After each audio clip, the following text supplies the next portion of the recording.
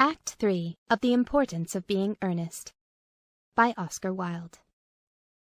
Scene: Morning room at the manor house.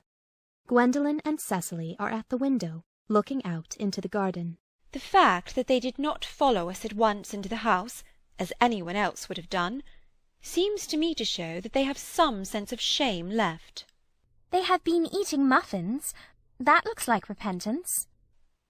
They don't seem to notice us at all. Couldn't you cough?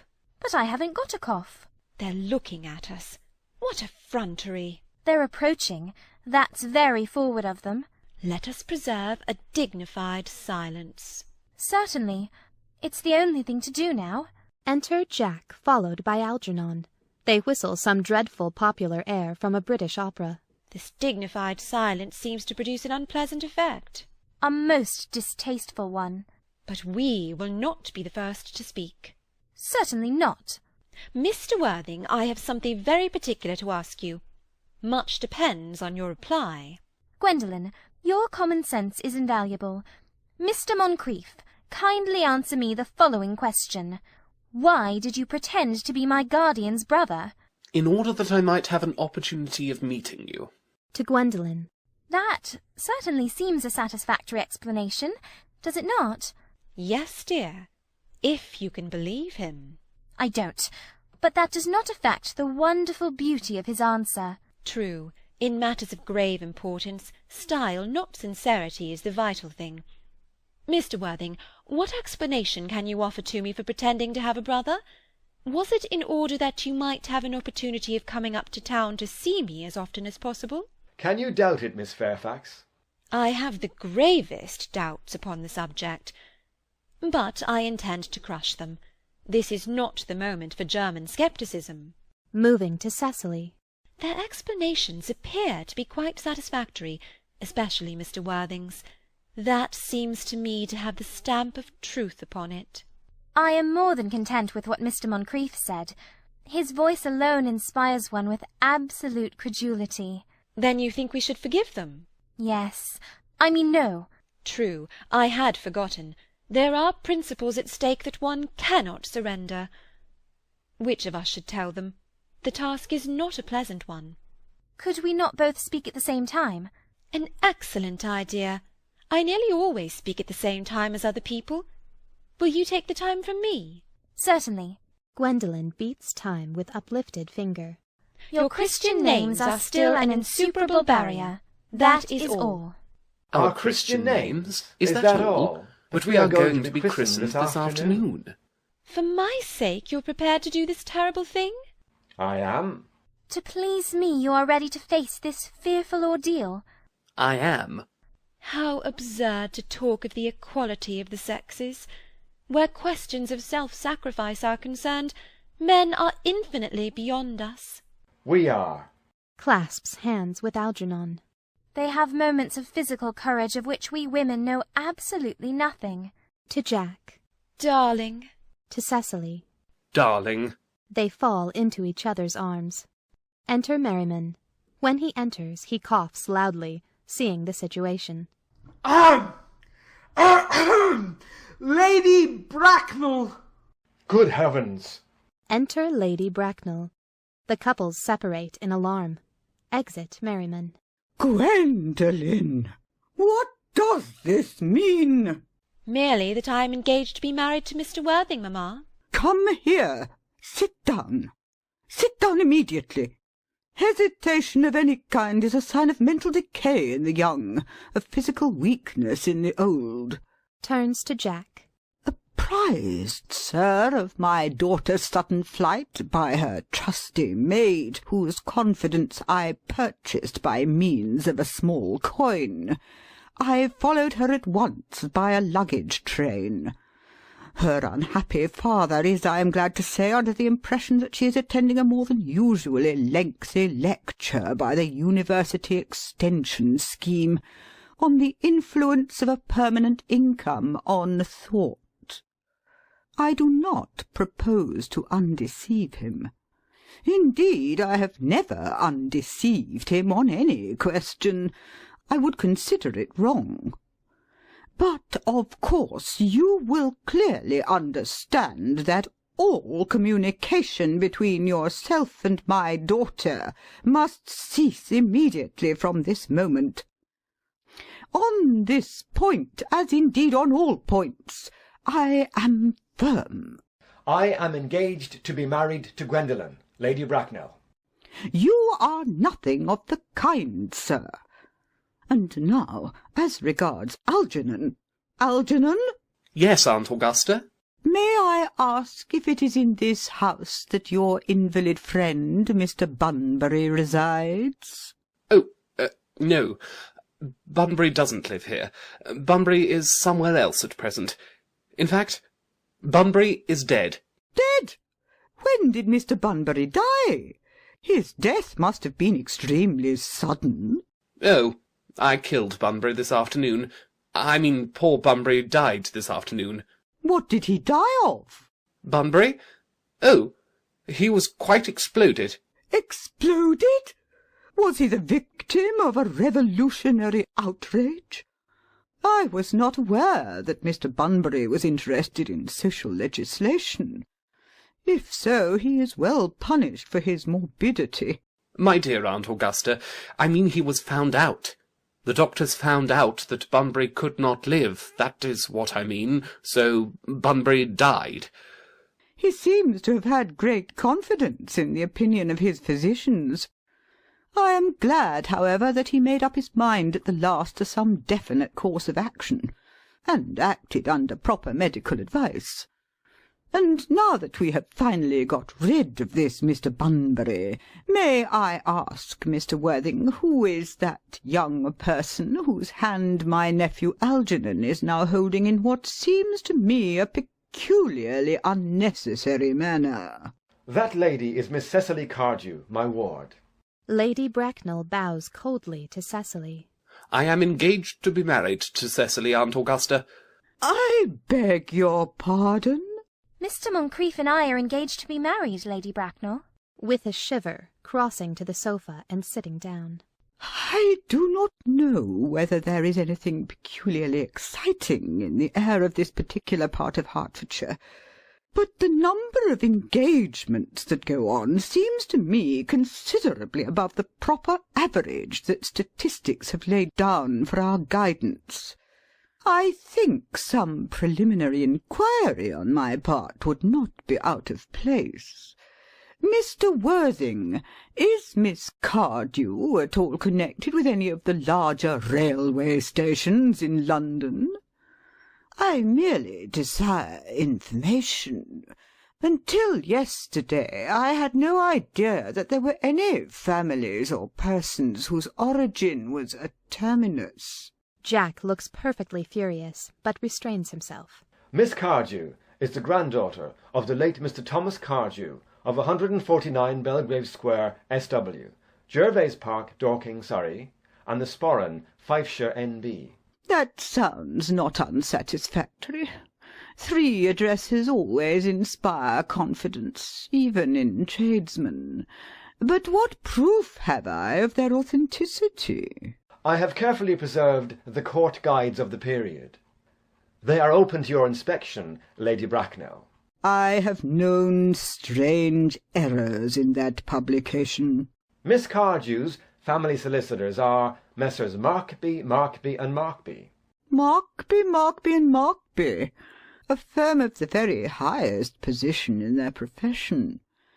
Indeed, I am told that one of the Mr. Markbys is occasionally to be seen at dinner parties. So far I am satisfied. How extremely kind of you, Lady Bracknell. I have also in my possession, you will be pleased to hear, certificates of Miss Cardew's birth, baptism, whooping cough, registration, vaccination, confirmation, and the measles, both the German and the English variety. Ah! A life crowded with incident, I see, though perhaps somewhat too exciting for a young girl. I am not myself in favour of premature experiences.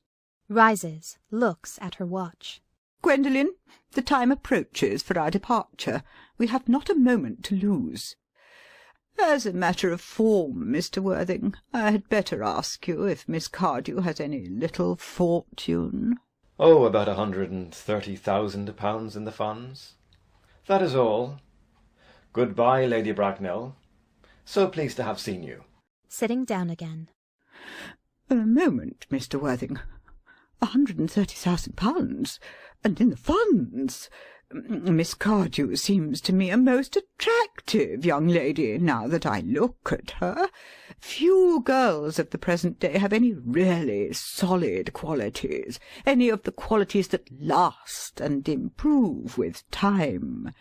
We live, I regret to say, in an age of surfaces. To Cecily. Come over here, dear. Cecily goes across. Pretty child, your dress is sadly simple, and your hair seems almost as nature might have left it, but we can soon alter all that. A thoroughly experienced French maid produces a really marvellous result in a very brief space of time. I remember recommending one to young Lady Lancing, and after 3 months her own husband did not know her. And after 6 months nobody knew her. Glares at Jack for a few moments, then bends, with a practised smile, to Cecily. Kindly turn round, sweet child. Cecily turns completely round. No, the side view is what I want. Cecily presents her profile. Yes, quite as I expected. There are distinct social possibilities in your profile. The 2 weak points in our age are its want of principle and its want of profile. The chin a little higher, dear. Style largely depends on the way the chin is worn. They're worn very high just at present. Algernon? Yes, Aunt Augusta. There are distinct social possibilities in Miss Cardew's profile. Cecily is the sweetest, dearest, prettiest girl in the whole world, and I don't care twopence about social possibilities. Never speak disrespectfully of society, Algernon. Only people who can't get into it do that. To Cecily. Dear child, of course you know that Algernon has nothing but his debts to depend upon, but I do not approve of mercenary marriages. When I married Lord Bracknell, I had no fortune of any kind, but I never dreamed for a moment of allowing that to stand in my way. Well, I suppose I must give my consent. Thank you, Aunt Augusta. Cecily, you may kiss me. Kisses her. Thank you, Lady Bracknell. You may also address me as Aunt Augusta for the future. Thank you, Aunt Augusta. The marriage, I think, had better take place quite soon. Thank you, Aunt Augusta. Thank you, Aunt Augusta. To speak frankly, I'm not in favour of long engagements. They give people the opportunity of finding out each other's character before marriage, which I think is never advisable. I beg pardon for interrupting you, Lady Bracknell, but this engagement is quite out of the question. I am Miss Cardew's guardian, and she cannot marry without my consent until she comes of age. That consent I absolutely decline to give. Upon what grounds, may I ask? Algernon is an extremely, I may almost say an ostentatiously eligible young man. He has nothing, but he looks everything. What more can one desire? It pains me very much to have to speak frankly to you, Lady Bracknell, about your nephew, but the fact is that I do not approve at all of his moral character. I suspect him of being untruthful. Algernon and Cecily look at him in indignant amazement. Untruthful? My nephew Algernon? Impossible! He is an Oxonian. I fear there can be no possible doubt about the matter. This afternoon, during my temporary absence in London, on an important question of romance, he obtained admission to my house by means of the false pretence of being my brother. Under an assumed name he drank, I've just been informed by my butler, an entire pint bottle of my Perrier Jouet Brut 89, wine I was specially reserving for myself. Continuing his disgraceful deception, he succeeded in the course of the afternoon in alienating the affections of my only ward. He subsequently stayed to tea, and devoured every single muffin. And what makes his conduct all the more heartless is, that he was perfectly well aware from the first that I have no brother, that I never had a brother, and that I don't intend to have a brother, not even of any kind. I distinctly told him so myself yesterday afternoon. Mr. Worthing, after careful consideration, I have decided entirely to overlook my nephew's conduct to you. That is very generous of you, Lady Bracknell. My own decision, however, is unalterable. I decline to give my consent. To Cecily. Come here, sweet child. Cecily goes over. How old are you, dear? Well, I am really only 18, but I always admit to 20 when I go to evening parties. You were perfectly right in making some slight alteration. Indeed, no woman should ever be quite accurate about her age. It looks so calculating. In a meditative manner. 18, but admitting to 20 at evening parties. Well, it will not be very long before you are of age and free from the restraints of tutelage, so I don't think your guardian's consent is, after all, a matter of any importance. Pray excuse me, Lady Bracknell, for interrupting you again. But it is only fair to tell you that according to the terms of her grandfather's will, Miss Cardew does not come legally of age till she is 35. That does not seem to me to be a grave objection. 35 is a very attractive age. London society is full of women of the very highest birth who have of their own free choice remained 35 for years. Lady Dumbleton is an instance in point. To my own knowledge she has been 35 ever since she arrived at the age of 40, which was many years ago now.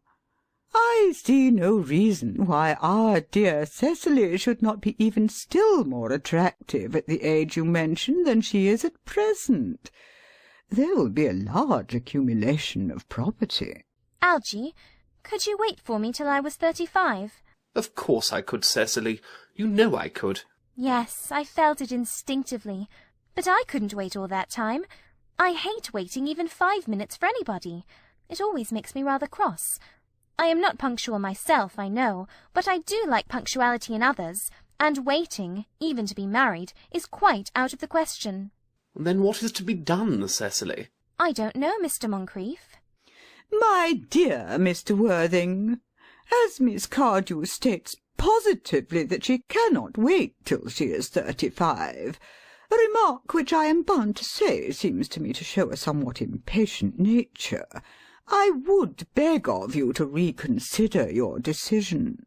But, my dear Lady Bracknell, the matter is entirely in your own hands. The moment you consent to my marriage with Gwendolen, I will most gladly allow your nephew to form an alliance with my ward. Rising and drawing herself up. You must be quite aware that what you propose is out of the question. Then a passionate celibacy is all that any of us can look forward to. That is not the destiny I propose for Gwendolen. Algernon, of course, can choose for himself. Pulls out her watch. Come, dear. Gwendolen rises. We have already missed 5, if not 6 trains. To miss any more might expose us to comment on the platform. Enter Dr. Chasuble. Everything is quite ready for the christenings. The christenings, sir? Is not that somewhat premature? Looking rather puzzled, and pointing to Jack and Algernon. Both these gentlemen have expressed a desire for immediate baptism. At their age? The idea is grotesque and irreligious. Algernon, I forbid you to be baptized. I will not hear of such excesses. Lord Bracknell would be highly displeased if he learned that that was the way in which you wasted your time and money. Am I to understand, then, that there are to be no christenings at all this afternoon? I don't think that, as things are now, it would be of much practical value to either of us, Dr. Chasuble. I am grieved to hear such sentiments from you, Mr. Worthing. They savour of the heretical views of the Anabaptists, views that I have completely refuted in 4 of my unpublished sermons. However, as your present mood seems to be one peculiarly secular, I will return to the church at once. Indeed, I have just been informed by the pew opener that for the last hour and a half Miss Prism has been waiting for me in the vestry. Starting. Miss Prism? Did I hear you mention a Miss Prism? Yes, Lady Bracknell. I am on my way to join her. Pray allow me to detain you for a moment. This matter may prove to be one of vital importance to Lord Bracknell and myself. Is this Miss Prism a female of repellent aspect, remotely connected with education? She is the most cultivated of ladies, and the very picture of respectability. It is obviously the same person. May I ask what position she holds in your household? I am a celibate, madam. Miss Prism, Lady Bracknell, has been for the last 3 years Miss Cardew's esteemed governess and valued companion. In spite of what I hear of her, I must see her at once. Let her be sent for. Looking off. She approaches. She is nigh. Enter Miss Prism hurriedly. I was told you expected me in the vestry, dear Canon. I have been waiting for you there for 1 hour and 3/4. Catches sight of Lady Bracknell, who has fixed her with a stony glare. Miss Prism grows pale and quails. She looks anxiously round, as if desirous to escape. Prism! Miss Prism bows her head in shame. Come here, Prism. Miss Prism approaches in a humble manner. Prism, where is that baby? General consternation. The Canon starts back in horror. Algernon and Jack pretend to be anxious to shield Cecily and Gwendolen from hearing the details of a terrible public scandal. 28 years ago, Prism, you left Lord Bracknell's house, number 104 Upper Grosvenor Street, in charge of a perambulator that contained a baby of the male sex. You never returned. A few weeks later, through the elaborate investigations of the Metropolitan Police, the perambulator was discovered at midnight, standing by itself in a remote corner of Bayswater. It contained the manuscript of a 3-volume novel of more than usually revolting sentimentality. Miss Prism starts in involuntary indignation. But the baby was not there. Everyone looks at Miss Prism. Prism, where is that baby? Lady Bracknell, I admit with shame that I do not know. I only wish I did. The plain facts of the case are these. On the morning of the day you mention, a day that is for ever branded on my memory, I prepared as usual to take the baby out in its perambulator. I had also with me a somewhat old, but capacious handbag, in which I had intended to place the manuscript of a work of fiction that I had written during my few unoccupied hours. In a moment of mental abstraction, for which I never can forgive myself, I deposited the manuscript in the bassinet, and placed the baby in the handbag. Who has been listening attentively. But where did you deposit the handbag? Do not ask me, Mr. Worthing. Miss Prism, this is a matter of no small importance to me. I insist on knowing where you deposited the handbag that contained that infant. I left it in the cloakroom of one of the larger railway stations in London. What railway station? Quite crushed. Victoria. The Brighton line. Sinks into a chair. I must retire to my room for a moment. Gwendolen, wait here for me. If you are not too long, I will wait here for you all my life. Exit Jack in great excitement. What do you think this means, Lady Bracknell? I dare not even suspect, Dr. Chasuble. I need hardly tell you that in families of high position strange coincidences are not supposed to occur. They are hardly considered the thing. Noises heard overhead as if someone was throwing trunks about. Everyone looks up. Uncle Jack seems strangely agitated. Your guardian has a very emotional nature. This noise is extremely unpleasant. It sounds as if he was having an argument. I dislike arguments of any kind. They are always vulgar and often convincing. Looking up. It has stopped now. The noise is redoubled. I wish he would arrive at some conclusion. This suspense is terrible. I hope it will last. Enter Jack with a handbag of black leather in his hand, rushing over to Miss Prism. Is this the handbag, Miss Prism? Examine it carefully before you speak. The happiness of more than one life depends on your answer. It seems to be mine. Yes, here is the injury it received through the upsetting of a Gower Street omnibus in younger and happier days. Here is the stain on the lining caused by the explosion of a temperance beverage, an incident that occurred at Leamington. And here, on the lock, are my initials. I had forgotten that in an extravagant mood I had had them placed there.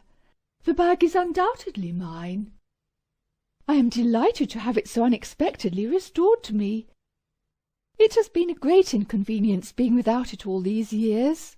Miss Prism, more is restored to you than this handbag. I was the baby you placed in it. You? Embracing her. Yes. Mother! Recoiling in indignant astonishment. Mr. Worthing! I am unmarried. Unmarried? I do not deny that is a serious blow. But after all, who has the right to cast a stone against one who has suffered? Cannot repentance wipe out an act of folly? Why should there be one law for men and another for women? Mother, I forgive you. Tries to embrace her again. Mr. Worthing, there is some error. Pointing to Lady Bracknell. There is the lady who can tell you who you really are. Lady Bracknell, I hate to seem inquisitive, but would you kindly inform me who I am? I am afraid that the news I have to give you will not altogether please you. You are the son of my poor sister, Mrs. Moncrieff, and consequently Algernon's elder brother. Algy's elder brother? Then I have a brother after all. I knew I had a brother. I always said I had a brother. Cecily, how could you have ever doubted that I had a brother? Seizes hold of Algernon. Dr. Chasuble, my unfortunate brother. Miss Prism, my unfortunate brother. Gwendolen, my unfortunate brother. Algy, you young scoundrel, you will have to treat me with more respect in the future. You have never behaved to me like a brother in all your life. Well, not till to-day, old boy, I admit. I did my best, however, though I was out of practice. Shakes hands. To Jack. My own. But what own are you? What is your Christian name, now that you have become someone else? Good heavens! I had quite forgotten that point. Your decision on the subject of my name is irrevocable, I suppose. I never change, except in my affections. What a noble nature you have, Gwendolen. Then the question had better be cleared up at once. Aunt Augusta, a moment. At the time when Miss Prism left me in the handbag, had I been christened already? Every luxury that money could buy, including christening, had been lavished on you by your fond and doting parents. Then I was christened. That is settled. Now, what name was I given? Let me know the worst. Being the eldest son, you were naturally christened after your father. Yes, but what was my father's Christian name? I cannot at the present moment recall what the General's Christian name was, but I have no doubt he had one. He was eccentric, I admit, but only in later years. And that was the result of the Indian climate, and marriage, and indigestion, and other things of that kind. Algy, can't you recollect what our father's Christian name was? My dear boy, we were never even on speaking terms. He died before I was a year old. His name would appear in the army lists of the period, I suppose, Aunt Augusta? The General was essentially a man of peace, except in his domestic life. But I have no doubt his name would appear in any military directory. The army lists of the last 40 years are here. These delightful records should have been my constant study. Rushes to the bookcase and tears the books out. M. Generals. Malum, Maxbohm, Magley. What ghastly names they have. Markby, Migsby, Mobbs, Moncrief. Lieutenant, 1840. Captain, Lieutenant Colonel. Colonel, General, 1869. Christian names, Ernest John. Puts book very quietly down, and speaks quite calmly. I always told you, Gwendolen, my name was Ernest, didn't I? Well, it is Ernest after all. I mean, it naturally is Ernest. Yes, I remember now that the General was called Ernest. I knew I had some particular reason for disliking the name. Ernest!